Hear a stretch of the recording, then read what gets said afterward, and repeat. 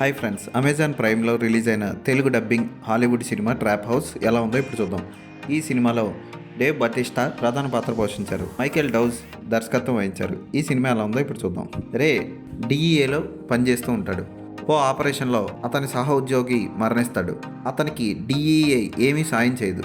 DEA డిపార్ట్మెంట్లో పనిచేస్తున్న వ్యక్తులందరి పిల్లలు కలిసి చనిపోయిన రే సహోద్యోగి కుటుంబాన్ని ఆదుకోవడం కోసం దోపిడీలు మొదలు పెడతారు. ఆ దోపిడీలు చేస్తుంది వాళ్ళ పిల్లలే అని రే కనుక్కుంటాడు. ఆ తర్వాత ఏమైంది, వీళ్ళు చేసిన దోపిడీల వల్ల నష్టపోయిన వాళ్ళు ఈ పిల్లల వెనక ఎలా పడ్డారు, వాళ్ళని కాపాడుకోవడం కోసం రే ఏం చేశాడు అన్నది కదా. ఈ సినిమా చాలా స్టైలిష్గా తీశారు. డబ్బులు కూడా చాలా ఎక్కువ పెట్టి తీశారు. కొన్ని చేస్ సీన్లు కానీ, నైట్లో జరిగే సన్నివేశాలు కానీ, ఇసుక తుఫాన్లో వచ్చే సన్నివేశాలు కానీ బాగుంటాయి. కానీ సినిమా అంత గొప్పగా ఎమోషనల్గా ఎక్కడా కనెక్ట్ అవ్వదు. విలన్స్ వేసే ట్రాప్లు కూడా అంత గొప్పగా ఉండవు. పర్వాలేదు అనిపించే ఈ సినిమాని ఫ్యామిలీతో కలిసి ఒకసారి చూడొచ్చు. అసభ్యకర సన్నివేశాలు లేవు.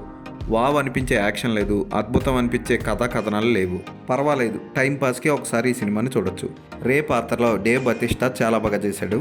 కానీ అదేం అంత కొత్తగా ఉండదు, రొటీన్గా అనిపిస్తుంది. ఇక కోడి పాత్రలో జాక్ చాంపియన్ రే కొడుకుగా చాలా బాగా చేశాడు. అతను చూడడానికి కూడా బాగుంటాడు, ఆకట్టుకుంటాడు. ఫ్యూచర్లో ఇతను మంచి హీరో అయ్యే లక్షణాలు ఉన్నాయి.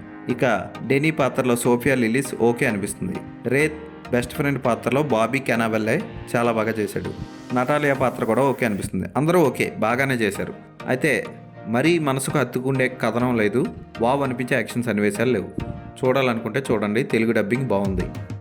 ఈ సినిమాకి నేను ఇచ్చే రేటింగ్ 2.5/5.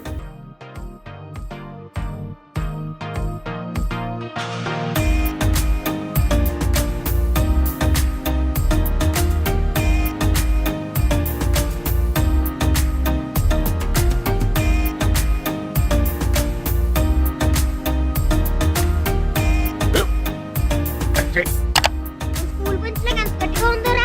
కొట్రా, కొట్టు, పర్లేదు, కొట్టు. అబ్బా చైన్ పెట్టేసింది బాబాయ్. ఆ, నీకు నొప్పి ఏంటి నువ్వు కొడతావా?